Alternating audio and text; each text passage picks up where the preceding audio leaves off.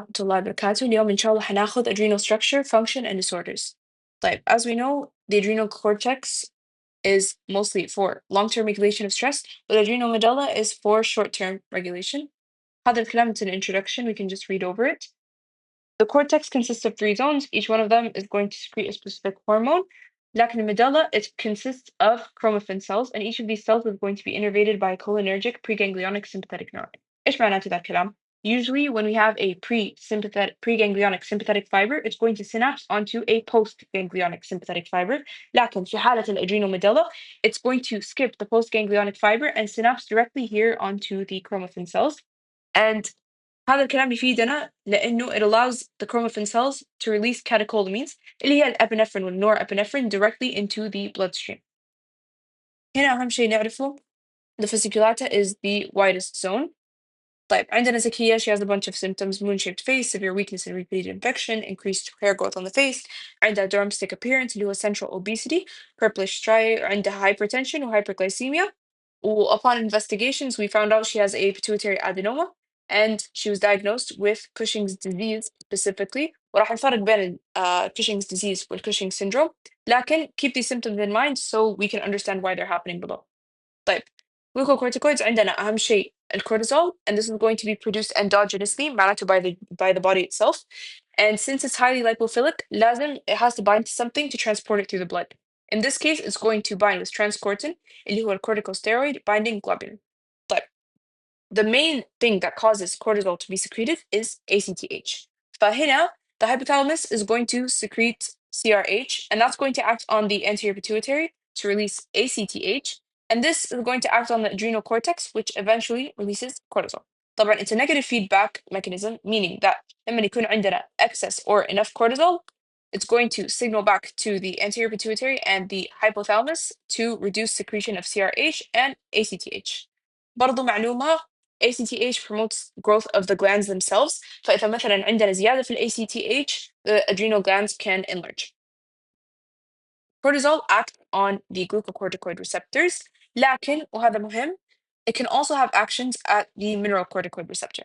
معناتها, let's say I have 3 receptors for cortisol, and it binds to all 3 of them. لكن عندي زيادة cortisol دحين, ما أعرف يعني what am I supposed to do with it? It's going to go to mineralocorticoid receptors, and it's going to act as aldosterone. فهذا الشيء راح يزود لنا الضغط.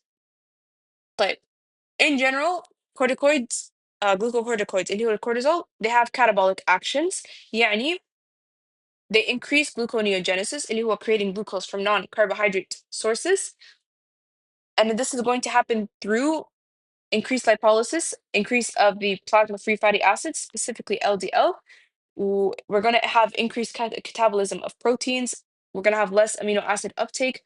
In general, the amino acids in the plasma راح تزيد. وكل ذا الكلام, the goal here is to increase gluconeogenesis. طبعا, since we are having less glucose uptake, لكن ما راح يختلف الوضع for the brain. It's still going to take up glucose. But in general, we're going to have an increase in plasma glucose. وهذا الشيء راح يسبب لنا adrenal diabetes. طيب, for the hematopoietic actions of glucocorticoids in general, راح يقلل لنا الخلايا المناعية. لكن an important exception here is the neutrophils. So when you have a patient with excess cortisol مثلا, you'll find that in general all the immune cells are less except the neutrophils. والسبب, actually here, أول شيء, normally إيش يصير مع neutrophils? When we need them, they're going to transmigrate through the blood vessels to reach whatever site they need to act on. لكن when we have excess cortisol, the effect that it has on the neutrophils راح يمنعها من إنها they transmigrate through the blood vessel. It's going to stay here in the circulation. So when you do your blood tests, you're going to find out that you have excess neutrophils. طيب, وبرضه it's going to decrease the T cell function, the B cell function, وحيزود لنا apoptosis. وكل ده, it's going to explain the repeated infections that we saw in Zakia. طيب, glucocorticoids, they have an important permissive effect. معناتها إنه they are what allow catecholamines اللي هي الابنفرين والnorepinephrine to produce vasoconstriction. يعني the cortisol إيش راح يسوي؟ حيزود لنا الalpha 1 receptors, and this is what allows catecholamines to cause vasoconstriction and maintain the blood pressure. So إذا عندنا a lack of cortisol, we can have circulatory shock because we aren't able to produce the vasoconstrictive effects. So مثلا if you see a case with high catecholamines اللي هي الابنفرين والnorepinephrine لكن في نفس الوقت عندنا low blood pressure, you want to think that there's most likely a problem with the cortisol. فزي ما قلنا, they have anti-inflammatory effects, so we might use them in disease states. طبعا because they have anti-inflammatory effects, people who are on glucocorticoids are more prone to infections. وطبعا an important thing to keep in mind here is that the anti-inflammatory effects that we see of cortisol بس نشوفها when we're taking pharmacological doses. يعني في الحالة الطبيعية you're not going to see these anti-inflammatory effects. هذا الكلام مكرر. السايد effects قلنا since we have excess cortisol راح يقل عندنا ال ACTH, و since we said before ACTH promotes the growth of the gland, هنا راح يصير في shrinkage لأنه we have less ACTH. قلنا ال ability to resist infections is because of the reduction in immune cells. ال gastric ulcers بسبب less prostaglandins. High blood pressure لأنه عندنا زيادة في الألفا receptors والaldosterone mimicking effects. برضو atherosclerosis عندنا زيادة في ال LDL والhypertension والmenstrual irregularities حتكون بسبب الهرمونal imbalance. هذا الكلام مكرر, بس the main thing here is that the main stimulus for cortisol secretion is stress. طيب, for the secretion of cortisol, it's going to have a diurnal rhythm. إيش معناتها؟ معناتها إنه it's going to be kind of waves that fluctuate. بالبداية it's going to be highest before you wake up, وطول اليوم راح يقل, and then it's going to increase at night again. Since it depends on the circadian rhythm, راح يختلف in blind patients or people مثلا who don't have as much sun exposure. If we want to measure it properly, we want to take 24-hour urinary free cortisol because we need to keep in mind that it does fluctuate. So we can't take it at a specific time of the day. لازم ناخذه over 24 hours. طيب, قلنا إنه زكية has Cushing's disease, not Cushing's syndrome. ليش؟ لأنه her investigations showed that she has an adenoma of the pituitary gland. فلما عندنا an adenoma of the pituitary gland, that's Cushing's disease. لكن Cushing's syndrome is anything that increases cortisol or glucocorticoids in general. فمثلا عندنا overstimulation of the adrenal cortex, عندنا adrenal tumors, ACTH secreting tumors in other places, يعني an ectopic source. But all of these are Cushing's syndrome. وعلى فكرة Cushing's disease is a part of Cushing's syndrome, لكن it just has its own specific cause. That's why we refer to it as Cushing's disease specifically. طيب, نجي للدexamethasone suppression test, وهذا مهم.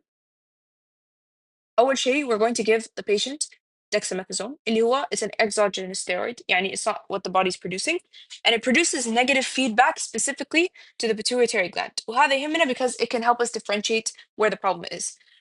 But when we give the patient dexamethasone, it should suppress secretion of ACTH from the pituitary gland. فهنا in a normal person إذا قل عندنا ال ACTH المفروض يقل عندنا الكورتيزول.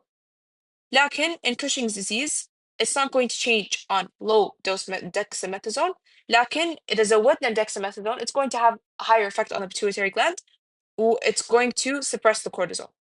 So that's how we know it's Cushing's disease. And if there's a diagram.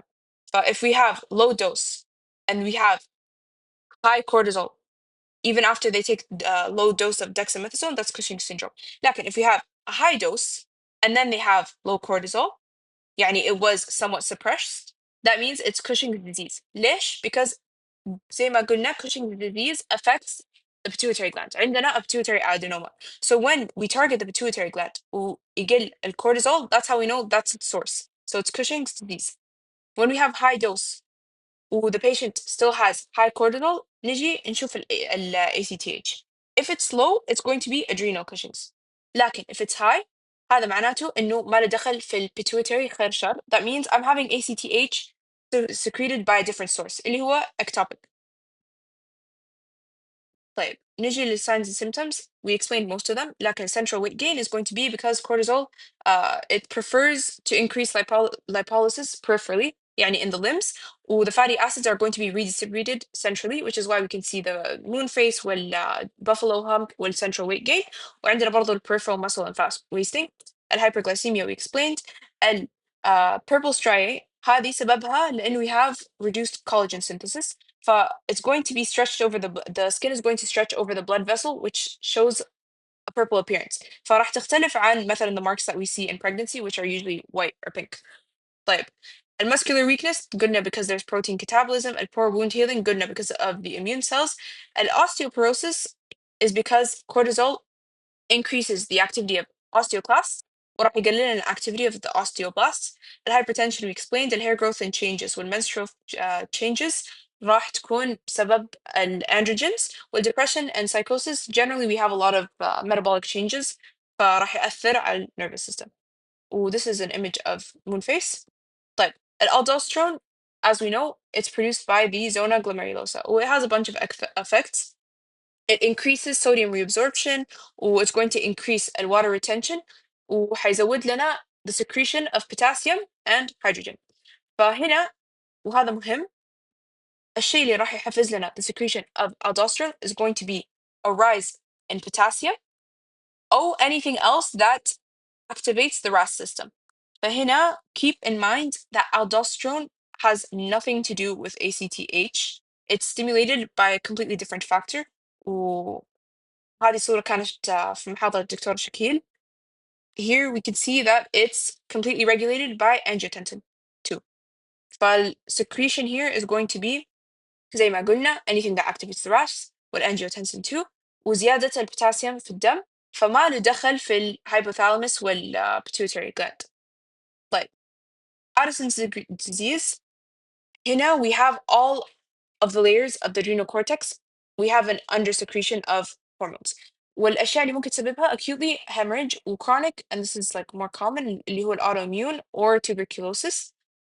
وبالنسبة لي secondary or tertiary adrenocortical insufficiency, this is going to be caused, secondary is going to be caused by pituitary, while tertiary is going to be caused by the hypothalamic abnormalities. أو مثلا if someone uses exogenous steroids بزيادة.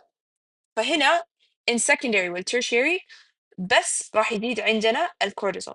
ليش؟ لأنه قلنا aldosterone has nothing to do with the hypothalamus وال pituitary.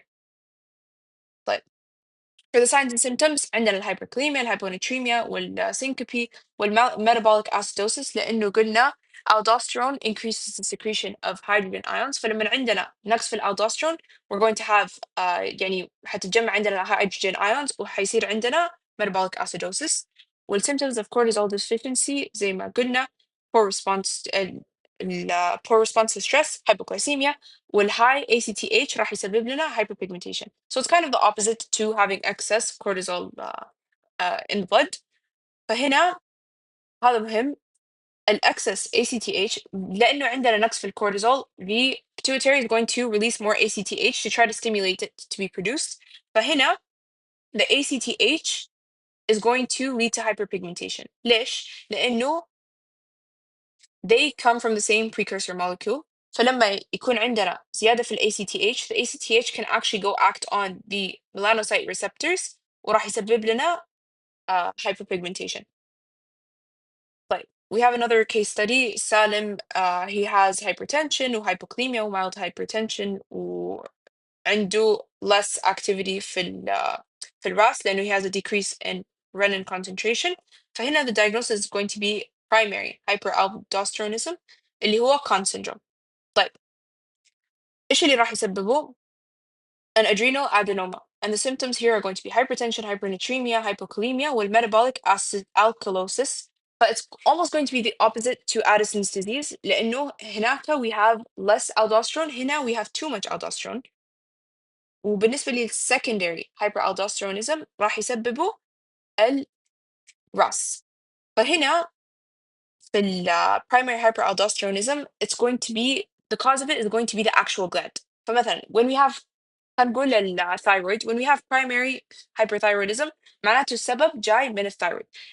In the case of aldosterone it's the same. لكن هنا لأننا قلنا إنه the aldosterone has absolutely nothing to do with the hypothalamus or the pituitary, الشيء اللي راح يسبب لنا secondary is going to be the inappropriate activation of الRAS. فيعني لا تتلخبطوا, it doesn't have anything to do with hypothalamus or pituitary. هنا the stimulus is RAS. فعندنا مثال, if we have atherosclerotic narrowing of the renal arteries راح يكون في عندنا less blood flow. So the body's going to try to compensate and activate the RAS. برضو عندنا juxtaglomeralar cell tumors لأنه we're gonna have excessive renin secretion. والsymptoms راح تكون نفسها بس هو the cause is going to be different.